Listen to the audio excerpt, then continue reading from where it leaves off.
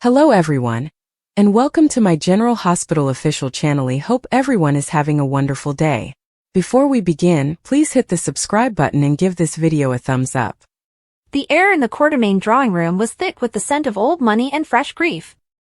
It was a room that had witnessed countless family dramas, from petty squabbles over heirlooms to earth-shattering revelations that tore the very fabric of the dynasty apart. But today, the drama was muted, replaced by a heavy, suffocating silence. Edward Ned Quartermaine, a man of immense presence, sharp wit, and a love that had both defined and complicated his life, was gone.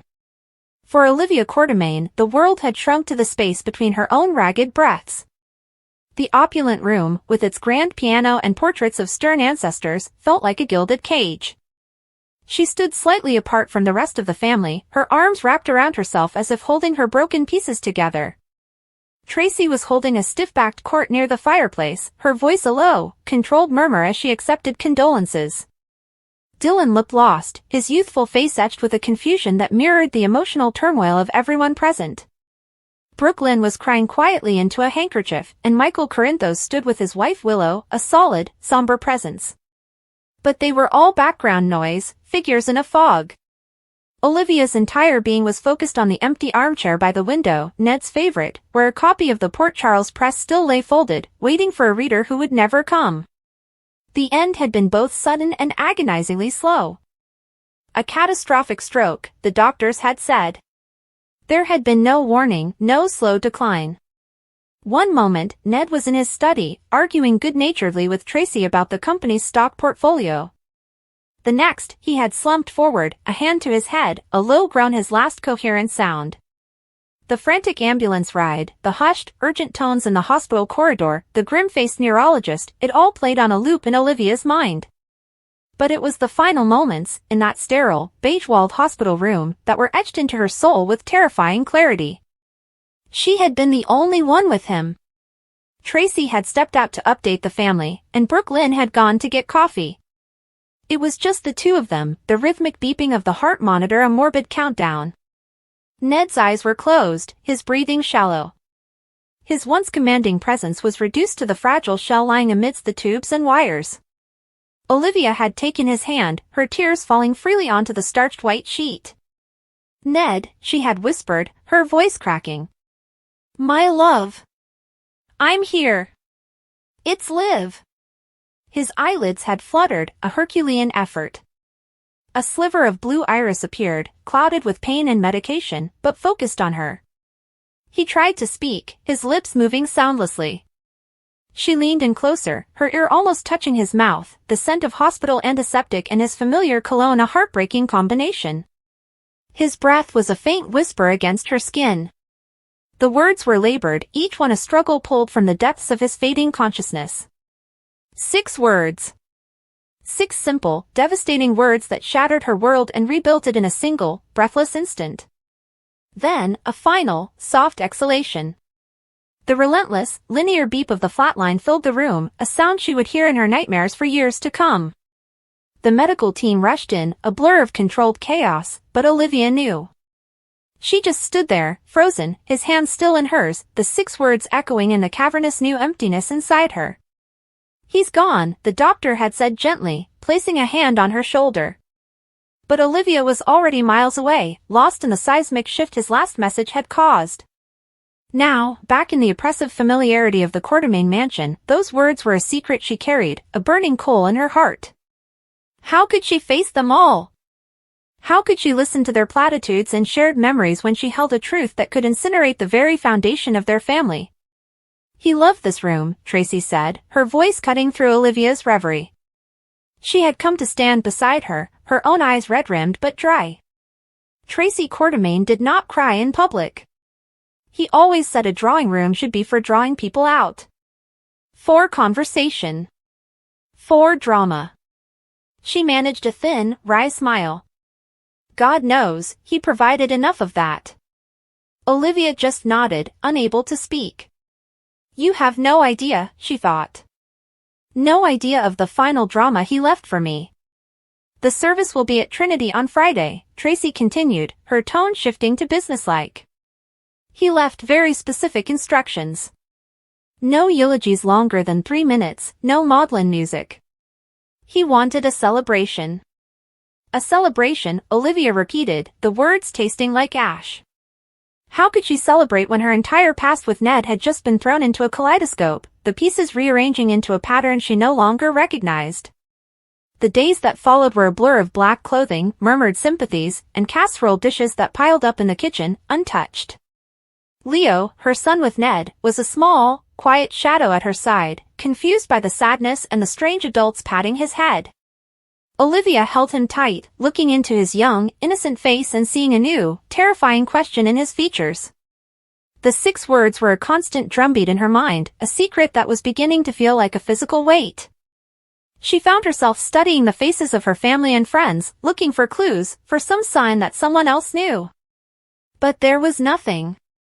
Only the shared, uncomplicated grief for the loss of Ned Quartermain. At the funeral, the church was packed. The great and the good of Port Charles were all in attendance, a testament to Ned's influence and the enduring power of the Quartermain name. Sonny Corinthos sat with Carly, a united friend of respect. The Spencer family, Laura and Kevin Collins, offered quiet comfort. Anna Devane gave her a long, knowing hug, her intelligence officer's eyes missing nothing, but saying even less. Olivia sat in the front pew, Leo on one side, a stoic Tracy on the other. She listened to Michael speak beautifully about Ned's mentorship, to Dylan recall a surprisingly tender moment of fatherly advice, and to Brooke Lynn share a funny story about his stubbornness. Each word was a layer of varnish on the public portrait of Ned Quartermain, the businessman, the patriarch, the father. And all the while, Olivia's secret screamed in the silence. Her Ned, the man she had loved, fought with, separated from, and always found her way back to, had left her with a truth so profound it threatened to rewrite history. After the burial, the family returned to the mansion for the wake.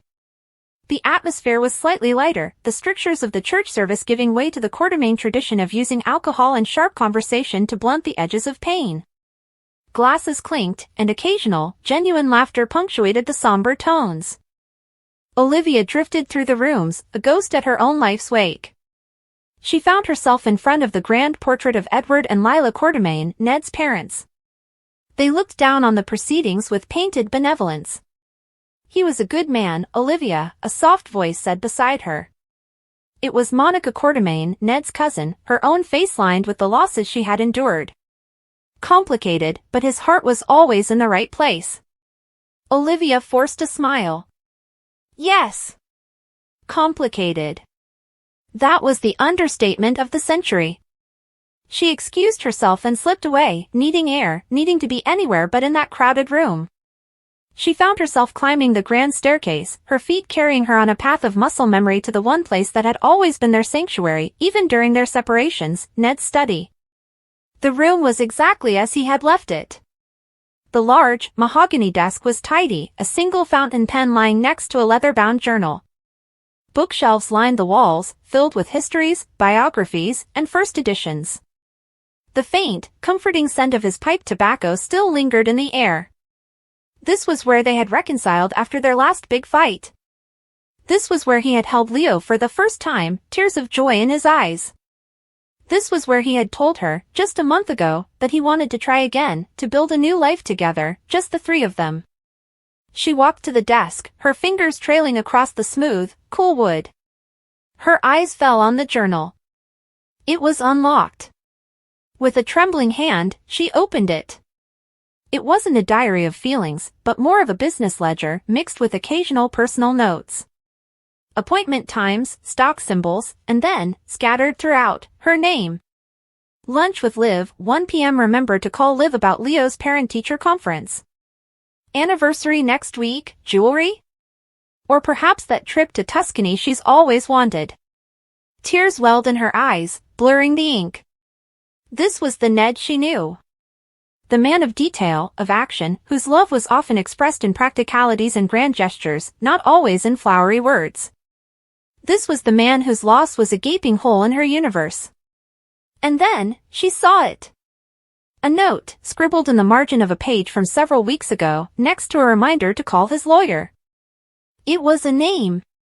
A name she knew, but had never given much thought to.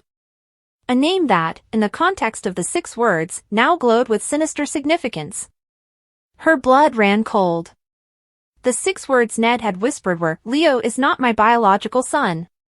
And the name in the margin was that of the man Ned had been meeting with, the man he had been so preoccupied with in the weeks before his death. A man whose connection to them had seemed, until this moment, entirely professional and utterly benign.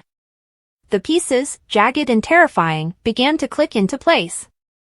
Ned hadn't just discovered the secret on his deathbed. He had known. He had been investigating. He had been meeting with this man, his lawyer, to do what? Change his will? Confront her? Protect Leo? A fresh wave of nausea washed over her. This wasn't just a deathbed confession, it was the culmination of a secret investigation. He had died with this knowledge, and he had chosen to absolve her with his last breath. He hadn't accused her. He hadn't asked for an explanation. He had simply stated the fact, a final, shocking gift of a burden that was now hers alone to carry. But why? Why tell her then? Was it an act of ultimate forgiveness? Or was it a final, unanswerable question? The door to the study creaked open. Tracy stood there, a glass of brandy in her hand, her expression unreadable. Hiding from the vultures? She asked, stepping inside and closing the door softly behind her. Something like that, Olivia murmured, quickly closing the journal, her heart hammering against her ribs. Tracy's eyes, as sharp and perceptive as her brother's had been, scanned the room and landed on Olivia's face. "You've been different since he died, Liv. More than just grief. It's like you're carrying the world on your shoulders." Olivia looked away, towards the window. "He was my world, Tracy. What else is there to carry?" "Don't give me that," Tracy said, her voice losing its sarcastic edge and becoming surprisingly gentle. "I knew my brother better than anyone. He was a vault. He kept things locked up tight, especially the things that hurt the most." Did he say something to you? At the end?" The question hung in the air between them, charged and dangerous. Olivia felt the words, the 6 shattering words, pressing against her lips, desperate for release. To share this with Tracy, Ned's sister, his fiercest defender and most loyal ally, the temptation was immense. But the risk was greater. Tracy's love for family was ferocious, but it was conditional on that family being Quartermain. What would she do if she learned that Leo, the little boy she doted on, was not a blood relation? Would her love for him survive? Or would the Quartermain obsession with lineage trump everything? "He told me he loved me," Olivia said, which was true, in its way. His final act had been one of love, hadn't it? To unburden himself of a secret that could have destroyed her, and to do so without anger or recrimination. Tracy studied her for a long moment, and Olivia could see the skepticism in her eyes. But she simply nodded, taking a sip of her brandy. He did. More than he loved anyone, including himself, sometimes. He was making plans, you know. For the 3 of you. He told me he was finally going to retire properly. Spend time with you and Leo. He was so excited about being a full-time father to that boy. Each word was a fresh stab of agony. A full-time father to that boy. A boy he knew was not his. "I know," Olivia whispered, her voice thick. After Tracy left, Olivia sank into Ned's desk chair, the leather groaning in protest. She put her head in her hands, the weight of the secret now feeling unbearable. She had to know more. She had to understand. Pulling the journal back towards her, she began to scour its pages, looking for any other clue, any other reference to the lawyer, to paternity, to anything that could explain how this had happened. Her mind raced back, sifting through the fog of that time. It was during one of their separations, a particularly painful one. She had been lonely, vulnerable. There had been a night, a charity event, too much wine, and a comforting presence. A man she had known for years, a friend. It had been a single, reckless, regrettable night, a mistake she had buried deep in her conscience, a secret she had sworn she would take to her own grave. The timing had lined up perfectly with Leo's conception. She had never, for a single second, doubted Ned's paternity. She had convinced herself it was his, a necessary self-deception to survive the guilt. And now, Ned had known. He had known and had never said a word. Not in anger, not in accusation. He had loved Leo from the moment he was born, had raised him as his own, had been the most devoted father. His love for their son had been the one constant, the bedrock of their fractured relationship. A new, horrifying thought dawned on her. Had his sudden, passionate desire to reconcile, to build a new life, been driven by this knowledge?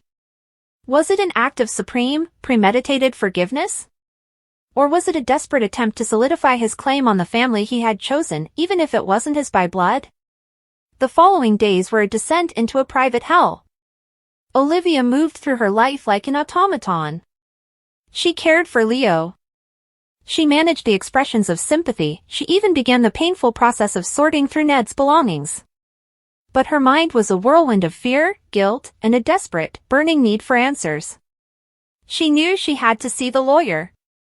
The name in the journal, Julian Smith, was a respected estate attorney who had handled Quartermain affairs for decades.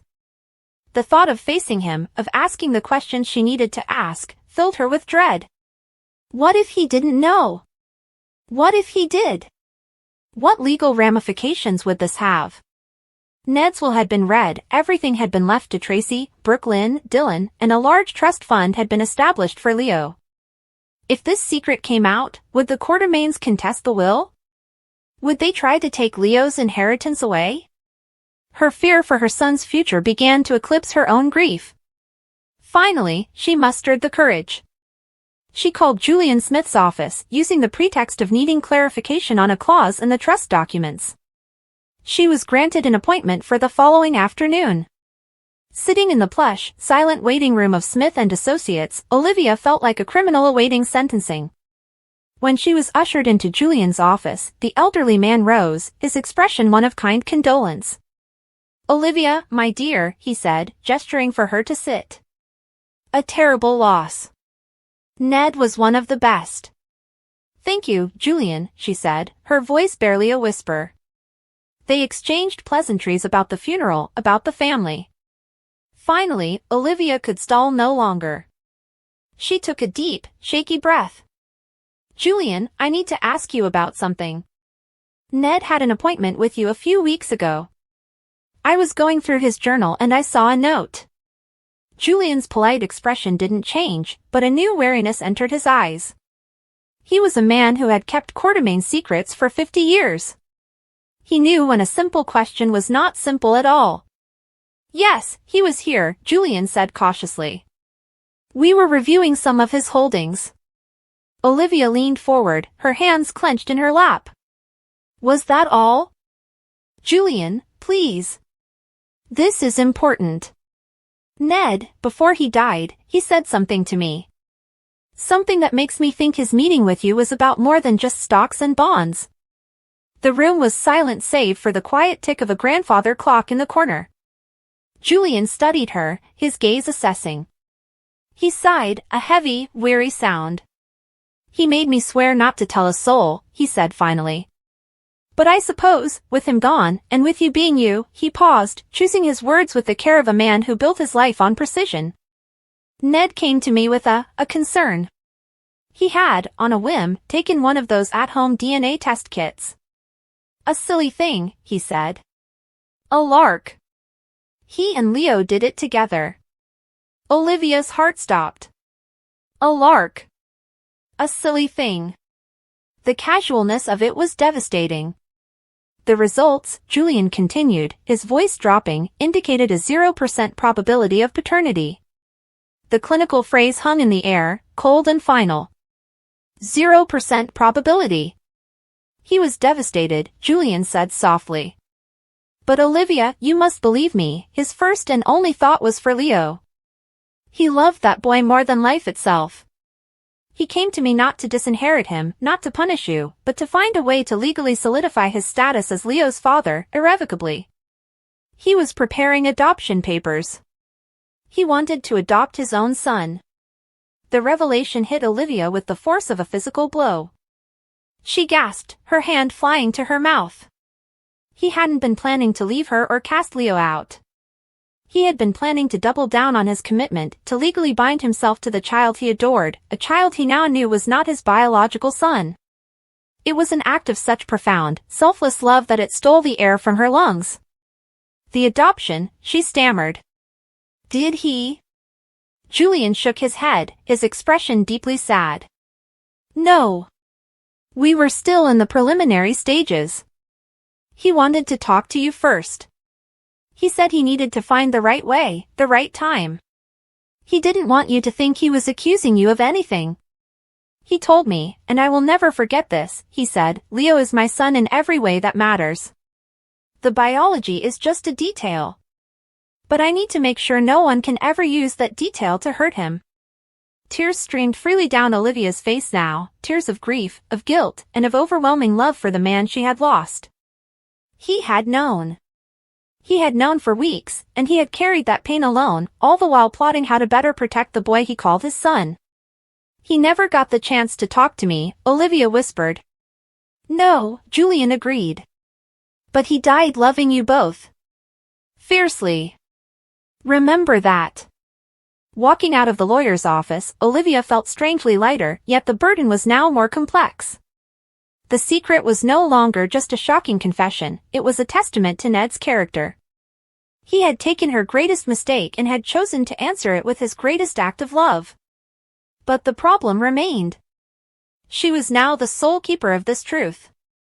And the other man, the biological father, was still out there, living his life in blissful ignorance. A man who moved in the same social circles, a man who was, by all accounts, a decent person. What were her responsibilities to him? Did he have a right to know he had a son? The thought of opening that door, of the potential chaos it could unleash, terrified her. It could destroy his life, his family. And it would certainly expose her secret, her infidelity, to the world and to the judgmental eyes of the Quartermaines. The next few weeks were a tightrope walk. Every interaction with the biological father, whom she now saw everywhere, was fraught with a new, terrifying significance. A casual greeting at the Metro Court, a shared laugh at a town event, each one felt like a lie of omission so vast it threatened to swallow her whole. She focused on Leo, pouring all her love and anxiety into him. She would look at his face, searching for traces of the other man, and finding, to her immense relief, mostly herself. But occasionally, a certain expression, a tilt of the head, would send a jolt of panic through her. The weight of the secret began to change her. She became withdrawn, irritable. Tracy noticed, of course. You're not sleeping, she accused one afternoon, finding Olivia staring blankly out the kitchen window. And you jump every time the phone rings. What is going on with you, Liv? This is more than grief. It's a lot, Tracy, Olivia deflected. The estate, Leo, trying to figure out what my life is supposed to look like now. It's supposed to look like you moving forward, Tracy said firmly. Ned wouldn't want you to fall apart. He'd want you to be strong for Leo. That boy is all that's left of him. The words, meant to be comforting, were like a knife to the heart. That boy is all that's left of him. But he wasn't. Not by blood. And the man who was a living, breathing ghost in their lives. The breaking point came during a birthday party for one of Leo's little friends at the park.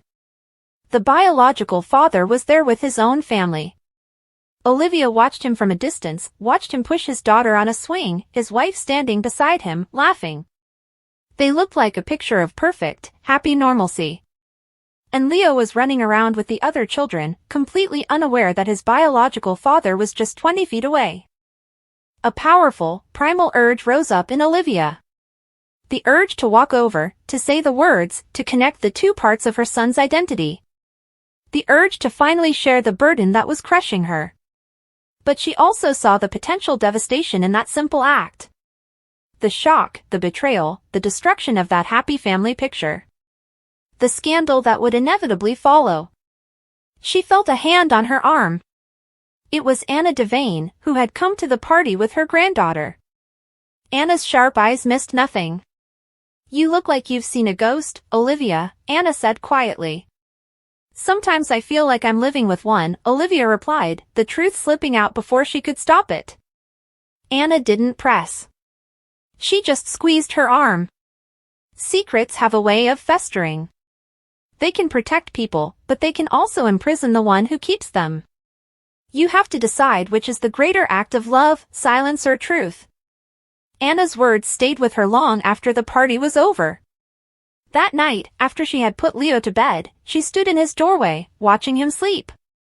His little chest rose and fell steadily, his face peaceful and innocent. He was the epicenter of this entire storm. Every decision she made had to be for him. What was the greater act of love? Ned had chosen a form of truth. He had told her not to hurt her, but to free her from the burden of the lie, and to set in motion his plan to protect Leo. His truth had been an act of love. Her silence, while protecting Leo from immediate upheaval, was also a lie. It was a denial of half of who he was. It was a prison for her, and one day, if the truth ever came out through other means, a medical emergency requiring family history, another DNA test kit, it could be a profound betrayal to Leo himself. The 6 words were no longer just a shocking confession. They were a question. A challenge. A final request from the man she loved. Leo is not my biological son. He had handed her the truth. What she did with it was now her legacy. Sitting down at her own desk, she pulled out a piece of paper and a pen. Her hand trembled. She didn't know if she would send it. She didn't know if she would ever have the courage. But she had to start somewhere. She had to give voice to the secret, if only to herself, on paper. She began to write. Dear. She paused, then wrote the name of Leo's biological father. Then she stopped, the weight of the pen feeling like the weight of the world. The 6 words echoed in the silent room, a guiding star in her new, terrifying, and uncharted future. Ned's final gift was not an ending, but a devastating and complicated beginning. And Olivia knew, with a certainty that settled deep in her bones, that her journey was far from over. The morning at the Quartermain mansion started like any other, until it didn't. The sound of clinking coffee cups, faint classical music in the background, and the smell of fresh scones filled the room. But Olivia Quartermain couldn't shake the feeling that something was wrong. She glanced across the breakfast table at her husband, Ned, whose face looked pale and weary. His hand trembled slightly as he reached for his coffee. Hey, Olivia said softly, her voice lined with concern. You okay, sweetheart? You've been off all morning. Ned managed a faint smile. Just didn't sleep much, that's all. My mind's been spinning again. Quartermain business never rests. Olivia tilted her head, studying him. This isn't about ELQ, is it? I know that look. That's not a business problem, it's something personal. Ned hesitated. His gaze dropped to the table, and for a moment, the silence stretched between them. Then he looked up, eyes glassy with emotion. Liv, there's something I need to tell you. Something I should have said a long time ago. Before Olivia could respond, Brooke Lynn rushed into the room, phone in hand, looking frantic. Dad. You have to see this, there's another article online about the company merger. They're saying you're stepping down. Ned blinked, momentarily disoriented. What? That's impossible. He stood abruptly, wincing slightly as if the movement caused him pain. Who's leaking this garbage? Probably Tracy, Olivia muttered under her breath. Wouldn't surprise me one bit. But before Brooke Lynn could continue, Ned staggered. His hand clutched at his chest. Olivia gasped. Ned! The mug shattered as it hit the floor. Brooke Lynn screamed, rushing to his side as Ned collapsed to his knees. Dad! Oh my God, Dad! Olivia dropped beside him, her hands trembling as she touched his face. Ned, look at me. Stay with me. Ned's breathing was shallow. His face had turned ghostly white. Liv, he whispered, his lips trembling. Listen to me, please. Olivia's eyes filled with tears. No, no, no, you're not doing this. Don't talk like that. You're gonna be fine.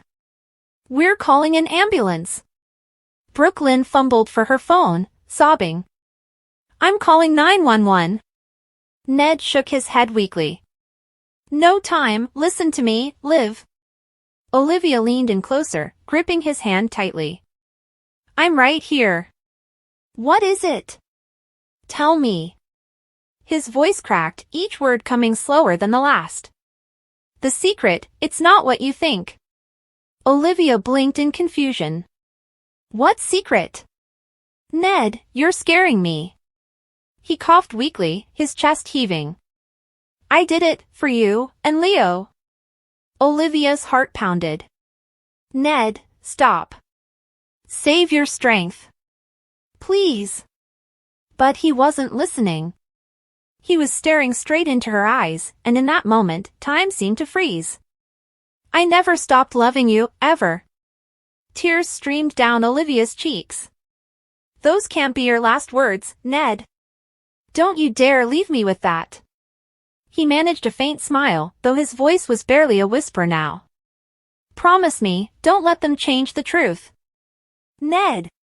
Brooklyn cried, shaking him as the sound of sirens echoed faintly in the distance. Ned's breathing grew shallower. His hand slipped from Olivia's grasp. 6 words, he murmured, almost inaudible. You were always my only love. And then, just like that, he was gone. The air in the mansion turned cold, thick with silence and disbelief.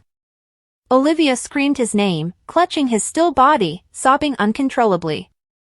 No! Ned! Don't you leave me!